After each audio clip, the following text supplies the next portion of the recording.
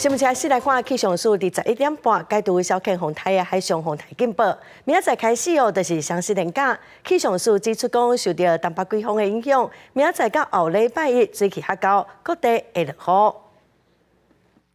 小犬风台扫过南部，侪侪所在拢出现灾情。虽然风台拍算会扫对中国广东去，气象署伫咧中昼解除海警，各地风雨嘛会豆豆转好。因来过来就是双十连假，拜六礼拜各地受到锋面含东北季风的影响，一直到后礼拜二，北部、东北部落雨几率较悬，其他地区天气嘛拢无稳定。挨到拜三的时，雨水才会较少。星期天到双十节这段时间，受到锋面通过以及东北季风逐渐增强的影响，其实北部、东半部地区整天云多，降雨几率比较多。至于迎风面的花东啊，还有恒春半岛、新竹、苗栗、马祖也有局部短暂降雨的现象。虽然各地气温的部分，双十连假时，北部、东北部较秋晴，大约25至27度左右；马祖是21至25度，偏黑金门是25至29度。因来华东地区中南部低温大约25度，日时分别会有31度和33度左右。气象署也特别提醒，虽然风台离咱愈远，各地风雨会变较细，不过沿海的风影有关真强。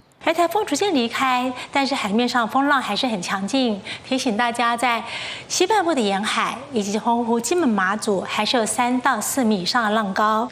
沿海的强阵风也比昨天来的好多了，但是仍然提醒，像金门、马祖还是有8到9级的强阵风。